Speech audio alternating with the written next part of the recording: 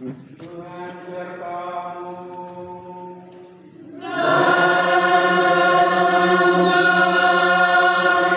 Yesus Kristus menurut Santo Lukas. Dimuliakanlah Tuhan.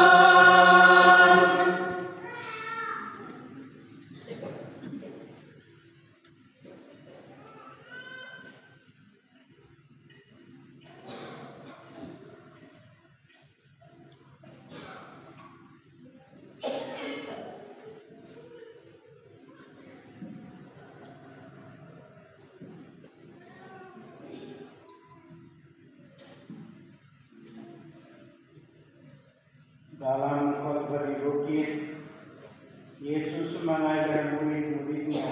Katanya, jika hidup keagamaanmu tidak lebih benar daripada hidup keagamaan para ahli Taurat dan orang-orang Farisi, kamu tidak akan masuk ke dalam kerajaan surga.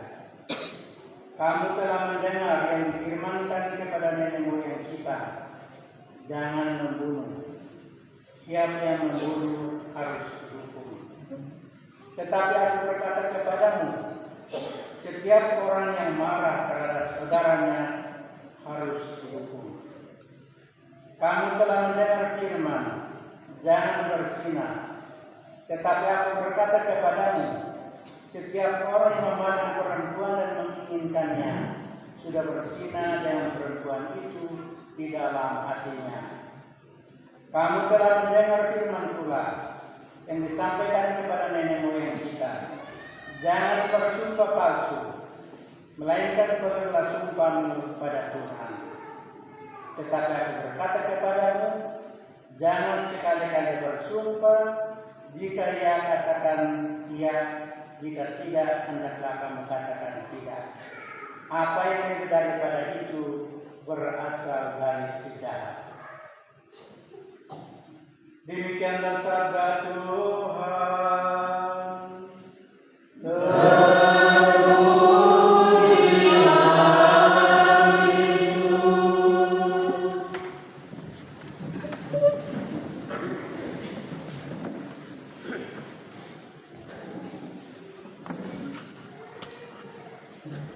Bapak Ibu saudara-saudara sekalian yang terkasih dalam Tuhan, hiduplah menurut aturan, menurut hukum. Seringkali kita hidup dalam masyarakat ada aturan-aturan macam-macam. Aturan-aturan ini mengatur kita supaya hidup tertib. Orang yang tidak hidup tertib itu dikatakan orang kurang adat, atau dikatakan orang tidak teradat. Ya, harus tertib. Apa yang disepakati sebagai hukum dalam aturan masyarakat harus taat. Dalam salah artinya masuk penjara. Ini hal yang sangat kita alami dalam kehidupan bersama. Demikian pula yang diajarkan Tuhan Yesus dalam bacaan Injil hari ini. Dia katakan demikian, jika hidup keagamaanmu tidak lebih benar daripada ahli Taurat atau Farisi, kamu tidak akan masuk dalam kerajaan surga. Artinya berada di bawah hukum yang paling rendah dalam hidup manusia. Musa menulis 10 perintah untuk manusia. 1 sampai dengan 10 itu diberikan pedoman kepada manusia untuk taat. Yang taat hukum berarti dia ini adalah orang yang layak untuk berhak masuk dalam kerajaan surga. Yang melawan hukum tidak dianggap dalam kehidupan masyarakat. Karena itu ada orang-orang tertentu yang mencari hukum Taurat, ahli-ahli Taurat, orang-orang Kristen. Siapa yang melanggar hukum itu diadili, malah dipenjarakan. Tetapi Yesus membalikkan itu semua, karena orang-orang Farisi Dan ahli Taurat itu taat pada kulitnya saja, isinya mereka tidak taat. Kulitnya saja. Ya. Mengapa demikian? Karena mereka melakukan hal-hal itu untuk dipuji orang. Misalnya dalam aturan kita bersama, kalau mau sembahyang itu mereka pakai jubah panjang, berdiri di lorong-lorong, supaya itu orang berdoa pada hati untuk setiap orang. Itu tidak benar. Kemudian kalau bisa masuk dalam pesta, mereka selalu duduk di depan, seperti itu orang. Seperti kita dalam gereja, orang duduk ke depan, itu di belakang. Kenapa di belakang? Kami malu. Orang Kristen tidak di depan. Itu semua orang maka tertuju kepada dia. Nah, Yesus tidak mau supaya kita berpura-pura dalam hidup. Ya, jangan pura-pura. Kalau yang benar katakan yang benar, yang tidak benar katakan tidak. Liburan itu berasal dari sejarah. Ya. Maka yang paling penting bagi kita ialah kejujuran hati. Cinta itu lahir dari hati. Yang kedua dari sikap benci. Benci itu adalah penyakit yang ada dalam hati. Ya, tidak kelihatan. Kau benci hari sore, kau berkata selamat Pak, selamat malam. Tapi dalam hati kurang ada. Ya, karena tersembunyi. Tapi kau rasa, kalau kau benci orang, kau yang nanti tertekan sendiri. Tapi kau bebas, itu luar biasa.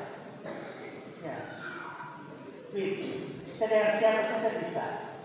Mau dengan mulus, mau dengan siapa saja selamat. Selamat itu artinya dari hati keseluruhan. Nah, tapi kau benci orang selamat tak. Selamat. Jadi kami kita pikir dia baik. Ternyata cukup sejumlah kejahatan dalam hati. Maka Yesus mengatakan cinta lahir dari hati yang jujur. Cinta itu lahir dari hati yang jujur. Papa mama rasakan cinta dari keluarga. Kalau waktu sembunyi bagaimana mama terkait suami ini yang tidak jujur. Kenapa? Uang diterima dari 10 juta hanya saya sendiri. Nah, lalu mati itu dan sudah terima matikan berlain. Dia mulai cari-cari nanti mama, bapak marah, baru dia dulu kasih kedua. Kenapa kau tidak kasih uang? Tapi tidak mau jujur, takut bapak marah. Ya, biasanya teriak itu mama ya. Menjaga keseimbangan. Ibu bapak dan maka mama selalu menjaga neutralisasi antara suami dan istri. Kita belajar untuk senantiasa jujur dalam hidup. Belajar harus latih. Karena kalau kita dalam pelatihan kita akan tetap hidup dalam suatu kebersamaan hati. Harus latih. Biar merasa dimanapun latih. Kalau tidak latih tidak bisa. Menurut saya harus latihan dari hati ke hari ke hari dan menyampaikan apa yang ada dalam hati supaya penyakit itu keluar dan simpan dalam hati. Karena Tuhan Allah tanam kedamaian. Kalau tanam kedamaian maka kita harus pilih kedamaian itu supaya nanti kedamaian itu menghasilkan buah cinta kasih. Cinta kasih itu cinta keluar. Tapi mesti tanam dulu dalam hati. Mari Bapak Ibu Saudara terkasih, kita bangun cinta dalam hati supaya menghasilkan buah berlimpah. Kalau malah buat salah, jadi sudah potong dan buang. Lebih baik masuk dalam surga dengan mata satu daripada masuk dalam neraka dengan badan tubuh. Kalau tangan satu curi, potong dan buang. Lebih masuk surga dengan badan tidak utuh daripada dari seluruh tubuh masuk ke dalam neraka. Tapi kita tidak mungkin potong itu pun tangan tapi adalah ironi dari Tuhan Yesus supaya jangan keseluruhan badan, kemudian jangan keseluruhan supaya kita semua beroleh keselamatan dalam kerajaan surga. Semoga Tuhan